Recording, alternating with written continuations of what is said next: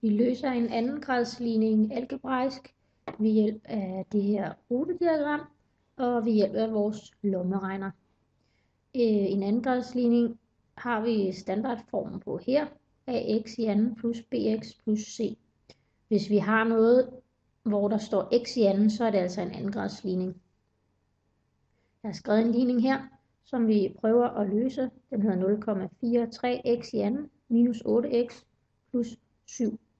Det første, vi ligesom skal gøre for at kunne løse vores ligning, det er at ligesom definere A, B og C, eller bestemme, hvad de er. A, det jo, kan vi jo se heroppe, at det er det tal, eller det, der står foran x i anden. Og hernede i vores ligning her, der har vi, at det tal, det er 0,43. Så vi skriver altså lige her, A er lige 0,43. B, det er jo så det, der står her, B foran x'et, og det er her i vores tilfælde minus 8. Så skal man altså lige være opmærksom på, om der står minus eller plus her. Men der står minus, så B den er altså lige med minus 8. C, det er så det, der står alene, hvor der ikke er nogen x'er på, og den er her i vores ligning 7. Den er lige 7. Nu har vi bestemt A, B og C. Det næste vi så skal for at finde løsningerne, det er, at vi skal beregne diskriminanten D. Og det gør vi altså ved den her formel, der hedder B i anden minus 4 gange A gange C. B i anden, vores B den er minus 8, så nu går vi over på lommeregneren. Så skal vi lige huske, når vi har noget med minus, så starter vi altså lige med en parentes. Minus 8, i hvert fald når vi skriver i anden, ellers så går det galt. Minus 8 i anden, minus, og læg lige mærke til, at når vi har et negativt tal, så er det altså det her minus, vi skal bruge. Nu skal vi så trække noget fra, altså minus, så bruger vi det her minus. Minus 4 gange A, og A den var jo herovre 0,43. 0,43 gange C, og C den var 7. 7, og så enter. Så har vi altså vores resultat her, vores diskriminant, og den er 51,96. Vores diskriminant, den fortæller noget om, hvor mange løsninger vores ligning den har. Hvis diskriminanten den er over 0, så har vores ligning 2 løsninger, og det kan vi altså se, det har vores ligning her, den har 2 løsninger. Hvis den havde været præcis 0, så havde der været 1 løsning, og hvis den havde været mindre end 0, så havde der ikke været nogen løsning. Så kunne vi lige så godt stoppe her, så var der ingen grund til at regne videre. Men den er altså over 0, så vi kigger lige her i vores rutdiagram. Er diskriminanten mindre end 0? Nej, det er den ikke. Så går vi herover. Er diskriminanten lig med 0? Nej, det er den heller ikke. Så går vi herover, og så kan vi altså se, at her kan vi regne x1 ud og x2.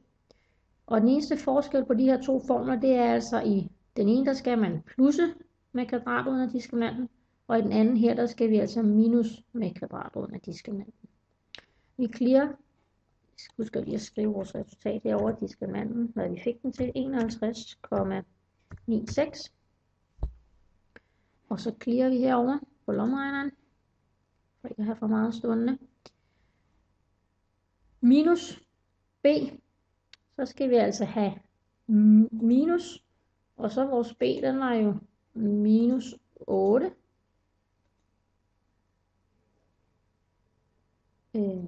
Plus kvadratet, og skal vi have i second på lommeregneren, og så her har vi kvadratudstregnet. Kvadratroden er vores diskriminant, og den var 51,96. 51,96. Og så trykker jeg lige enter en gang her. Sådan der. Inden jeg går videre med at dividere. Ellers så skulle jeg have sat parentes om det hele her. Hvis jeg ville have lavet det hele i en. Men nu har jeg bare lige trykket enter, så vi har et lille mellemresultat her. Dividere med 2 gange A. Nu skal jeg lige sætte parentes. 2 gange, og vores A, den var jo 0,43. 0,43. Parentes slut. og enter.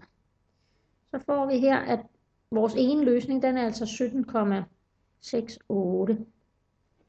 Det er altså en ene løsning. Jeg har lige tegnet den ind i GeoGebra her, og vi kan se, jeg trækker her, at den ene løsning, den har vi her, og den er netop 17,68. Så vi har altså regnet den første løsning rigtig ud. Men vi er jo ikke færdige, fordi der er jo en løsning mere. Så vi clear lige, og så laver vi næsten samme procedure igen, altså minus 8. Jeg kunne også bare have skrevet 8 her, ikke også, fordi vi ved jo, at minus og minus det giver plus, men nu skriver vi bare lige det hele ud her. Og så skal vi altså have minus kvadratroden af vores diskriminant. Den er stadigvæk 51, sådan der. Og vi laver lige en enter her. Enter. Og så dividerer vi med parentes 2 gange 0,43. Parentes slut. Og enter. Og vi får altså, at den anden løsning, den er 0,92. Og vi tjekker lige vores GeoGebra. Jamen den har vi her. Og den er netop x lige med 0,92. Så vi har altså regnet rigtigt.